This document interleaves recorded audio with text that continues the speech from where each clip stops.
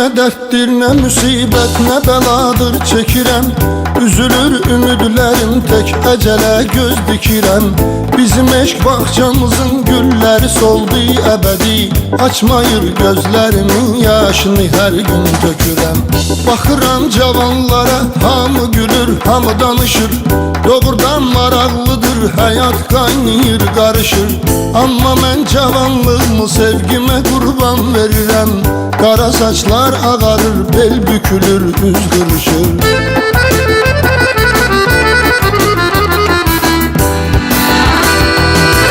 Qalıb o əllərimin izləri məndə, qalıb o bal dilimin sözləri məndə. Sənin heç yadına düşməyir bu məhəbbət indi. Qalıb o odun alovun gözləri məndə. Sənin heç yadına düşməyir bu məhəbbət indi. Qalıb o odun alovun gözləri məndə.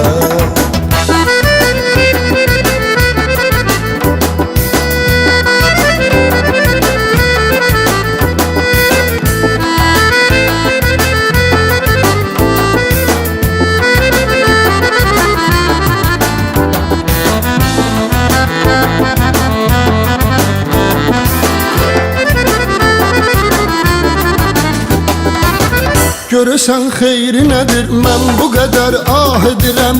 Bu fani dünyanı dərd ocağına bənzədirəm.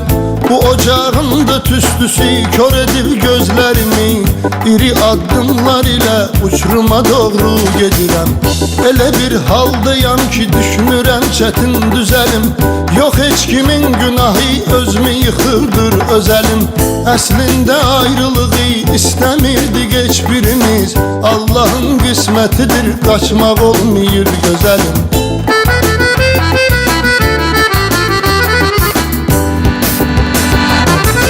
Qalıb o əllərimin izləri məndə, qalıb o bal dilimin sözləri məndə.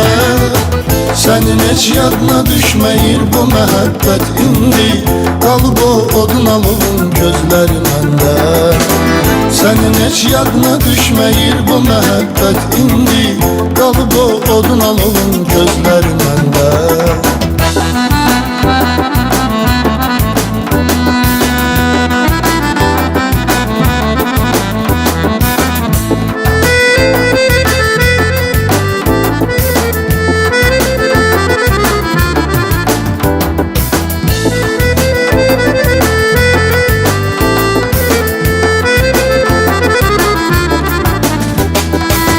Hara getsəm, hara baxsam, hara salsam da nəzər. Yenə o gür camalın gözlərimin önünü bəzər. Düşünəndə bu xəyaldır, sən özün uzaqdasan. Axır bu gözlərimin yaşı olur bəhri xəzər. Nə üçün mənə bu qədər zülm eləyir çərxi fələk? Mən mələk sandığım axırda mənə gəldi kələk. İsti bir yay gecəsiydi, o məni tərk elədi.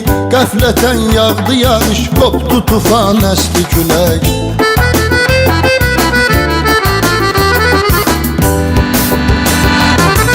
Qalıb o əllərimin izləri məndə, qalıb o bal dilimin sözləri məndə.